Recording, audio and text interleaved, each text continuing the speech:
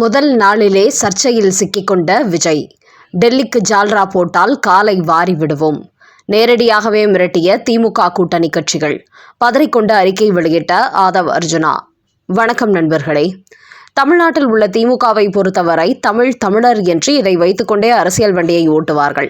ஆனால் தமிழுக்காகவும் தமிழர்களுக்காகவும் எந்த ஒரு நன்மையும் இவர்கள் செய்ததில்லை. அதோடு தேசிய கட்சிகளை தமிழ்நாட்டுக்குள் வரவிடக்கூடாது என்பதற்காக காங்கிரஸ் ஆட்சி காலத்திலிருந்து இப்போது வரை ஹிந்தி எதிர்ப்பு அரசியலை திமுக தொடர்ந்து செய்து வருகிறது. அதேபோல் தமிழ்தாய் வாழ்த்து, தேசிய கீதம் போன்ற விஷயங்களிலும் இவர்கள் பெரிய அளவில் அரசியல் செய்வார்கள். இப்படிதான் RN ரவி தமிழகத்தில் ஆளுநராக இருந்தபோது அவர் கலந்து கொள்ளும் நிகழ்ச்சிகளில் தமிழ்தாய் வாழ்த்து இசைக்கப்படுவதில்லை, தேசிய கீதம் மட்டுமே இசைக்கப்படுகிறது என்றெல்லாம் கொடிபிடித்தார்கள். அதேபோல் ஆளுநர் சட்டசபைக்கு வரும்போது தேசிய கீதம் இசைக்க வேண்டும் என்று அவர் சொன்னாலும் இவர்கள் கேட்பதில்லை. இப்படி தேசப்பற்ற பாடல்களை வைத்து திமுக மிகப்பெரிய அரசியல் செய்யும். இந்த நிலையில்தான் நேற்று விஜய் முதலமைச்சர் பதவி ஏற்றுக்கொண்ட விழாவில் முதலில் வந்தே மாதரம் பாடல் பாடப்பட்டது. அதன் பிறகு தேசிய கீதம் பாடிய நிலையில் இறுதியாக தமிழ்தாய் வாழ்த்து பாடப்பட்டது.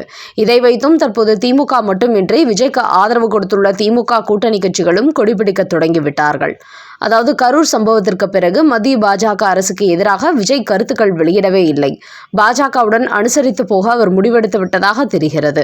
அதன் எதிரொலியாக தான் தனது பதவியேற்பு விழாவில் முதலில் தமிழ்தாய் வாழ்த்து தான் பாட வேண்டும் என்று சொல்லாமல் ஆளுநர் கலந்து கொண்ட நிகழ்ச்சி என்பதால் வந்தே மாதரம் தேசிய கீதம் இசைக்கப்பட்டு இறுதியாக தமிழ்தாய் வாழ்த்து பாடப்பட்டதாக சொல்கிறார்கள். இதை ஒருபோதும் நாங்கள் ஏற்றுக்கொள்ள மாட்டோம். எங்களை பொறுத்தவரை மத்திய பாஜக அரசுக்கு எதிராகத்தான் செயல்பட்டு கொண்டிருக்கிறோம். எங்களை போன்றுதான் டெல்லிக்கு எதிராக விஜயும் அரசியல் செய்ய வேண்டும். அதை செய்யாமல் பாஜகவுடன் அனுசரணையாக செல்ல வேண்டும் என்று நினைத்தால் தாவேக ஆட்சியை தொடர முடியாது. எங்களது கொள்கையையும் சித்தாந்தங்களையும் விஜயும் கையில் எடுத்து செயல்பட வேண்டும். பாஜகவுடன் பரஸ்பரம் வைத்துக் கொள்வோம் என்று நினைத்தால் விஜயின் ஆட்சி அற்ப ஆயுளில் முடிந்துவிடும் என்று தமிழக வெற்றிக் கழகத்திற்கு திமுக கூட்டணியில் உள்ள கட்சிகள் விஜய் முதல்வர் பதவியேற்ற முதல் நாளே எச்சரிக்கை மணி அடிக்க தொடங்கிவிட்டார்கள். அந்த அளவுக்கு தங்களது ஆதரவில் விஜய் ஆட்சி அமைந்திருப்பதால் அவர் முதல்வர் நாற்காலியில் உட்கார்ந்த முதல் நாளே அவரை இவர்கள் பிளாக்மெயில் செய்ய தொடங்கிவிட்டார்கள். இப்படி திமுகவும் அதன் கூட்டணி கட்சிகளும் அடுத்தடுத்து விஜய்க்கு எதிர்ப்பு தெரிவித்ததை அடுத்து தமிழக வெற்றிக் கழகத்தின் ஆதவ் அர்ஜுனா நேற்று இரவு ஒரு அவசர அறிக்கை வெளியிட்டுள்ளார். அந்த அறிக்கையில் முதலமைச்சர் பதவியேற்கும் விழாவில் ஆளுநர் கலந்து கொண்டதால் மத்திய அரசு வழக்கப்படி விழா நடைபெற்றது. அதனால்தான் வந்தே மாதரம், தேசிய கீதம் எல்லாம் இசைக்கப்பட்டு இறுதியாக தமிழ்தாய் வாழ்த்து பாடப்பட்டது.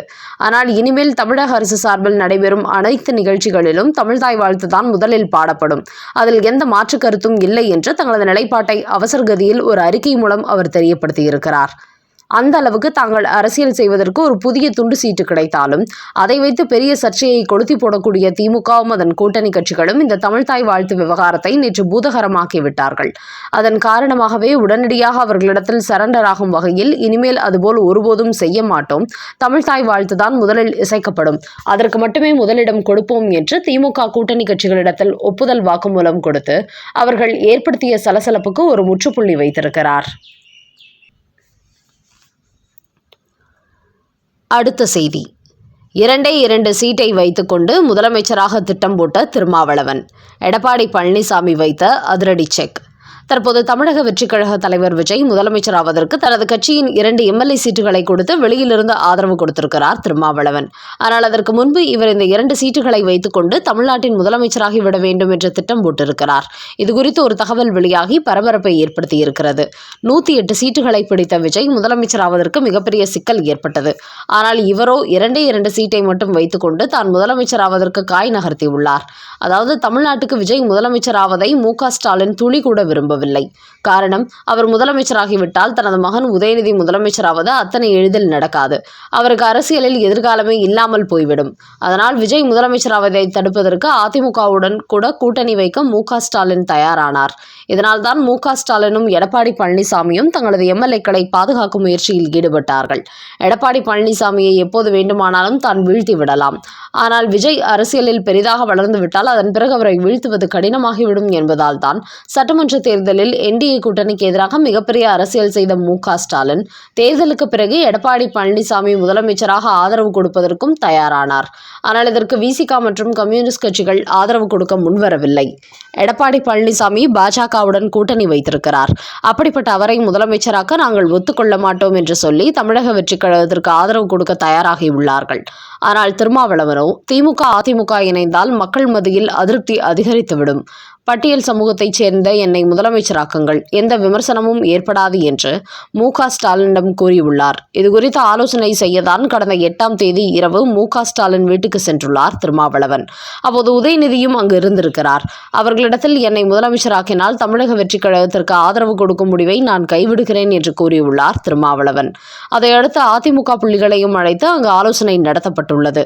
அதனால்தான் அன்று தமிழக வெற்றிக் கழகத்தினர் தங்களுக்கு ஆதரவு கேட்டு அவரை தேடிய போது சென்னையில் உள்ள ஒரு ஹோட்டலில் ரூம் போட்டு தலைமறைவாக இருந்துள்ளார் திருமாவளவன்.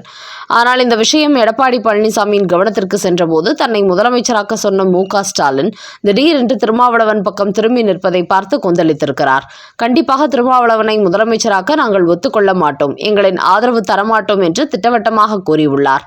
அதன் பிறகுதான் திருமாவளவன் முதலமைச்சராகும் முயற்சி தடுத்து நிறுத்தப்பட்டுள்ளது. இப்படி அதிமுக திமுக கூட்டணி உருவாகவில்லை, தனக்கும் முதலமைச்சர் பதவி கிடைக்கவில்லை என்பதனால்தான் தமிழக வெற்றிக் கழகத்திற்கு ஆதரவு கொடுக்க முடிவெடுத்திருக்கிறார் திருமாவளவன். அதோடு தமிழக வெற்றிக் கழகத்திடம் தான் ஆட்சியில் பங்கு கேட்டால் இதற்காகத்தான் இத்தனை நாளும் நமக்கு பிடிகொடுக்காமல் இருந்திருக்கிறார் என்று அனைவரும் கூறத் தொடங்கிவிடுவார்கள் என்பதனால் நிபந்தனையற்ற ஆதரவு தருவதாக கூறியிருக்கிறார் திருமாவளவன். ஆனால் 2 எம்எல்ஏ சீட்டுகளை வைத்துக்கொண்டு அதிமுக திமுக கட்சிகளை கூட்டணி சேர்த்து தான் முதலமைச்சராக திருமாவளவன் திட்டம் போட்ட விவரம் வெளியில் கசிந்ததை அடுத்து அவரை பலரும் கடுமையான முறையில் விமர்சனம் செய்து வருகிறார்கள். ஒரு 10 சீட்டு கூட வெற்றி பெறுவதற்கு துப்பில்லை, இவரெல்லாம் முதலமைச்சரா?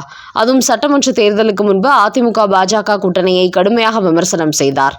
அப்படிப்பட்டவர் தனக்கு முதலமைச்சர் ஆசை ஏற்பட்டதும் அவர்களுடன் உறவாட நினைக்கிறார். இப்படிப்பட்ட ஒரு சந்தர்ப்பவாத அரசியல்வாதிகளை மக்கள் முழுமையாக புறக்கணிக்க வேண்டும் என்று திருமாவளவனை பலரும் கடுமையான முறையில் விமர்சனம் செய்து வருகிறார்கள்.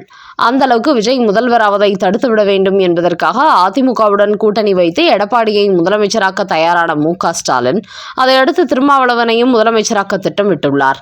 இந்த இரண்டுமே ஒர்க் அவுட் ஆகாமல் இப்போது விஜய் முதல்வர் நாற்காலியை கைப்பற்றிவிட்டதால் தனது மகன் உதயநிதியை எதிர்க்கட்சி தலைவராக களமிறங்க தயாராக்கிவிட்டார் மு.க. ஸ்டாலின். மு.க. ஸ்டாலினை நேரில் சந்தித்த விஜய் நேற்று முதலமைச்சராக பதவி பிரமாணம் செய்து கொண்டார் விஜய். இன்று தமிழக சட்டசபைக்கு சென்றார். அதையடுத்து முன்னாள் முதலமைச்சரான மு.க. ஸ்டாலினை அவரது வீடு தேடி சென்று நேரில் சந்தித்துள்ளார். அப்போது உதயநிதி ஸ்டாலின் வாசலுற வந்து விஜயை ஆற தழுவி வரவேற்றுள்ளார். அதேபோல் அவர் வீட்டிலிருந்து புறப்படும் போது மு.க. ஸ்டாலின் வெளியே வந்து வழி அனுப்பி வைத்திருக்கிறார். அதையடுத்து மதிமுகவின் வைகோவை அவரது வீடு தேடி சென்று சந்தித்துள்ள விஜய் அதன் பிறகு நாம் தமிழர் கட்சியின் சீமான், விடுதலை சிறுத்தை கட்சியின் திருமாவளவன் ஆகியோரையும் அடுத்தடுத்து நேரில் சந்தித்துள்ளார். இந்த சந்திப்புக்கு பிறகு மு.க. ஸ்டாலின் வெளியிட்டுள்ள ஒரு பதிவில் தமிழக முதலமைச்சராக பொறுப்பேற்றுள்ள விஜய் அரசியல் நாகரிகத்துடன் என்னை என் வீடு தேடி வந்து சந்தித்து வாழ்த்து பெற்றார். அவருக்கு என் வாழ்த்துக்களையும் ஆலோசனைகளையும் வழங்கி வழியனுப்பி வைத்திருக்கிறேன் என்று அந்த பதிவில் தெரிவித்துள்ளார் மு.க. ஸ்டாலின்.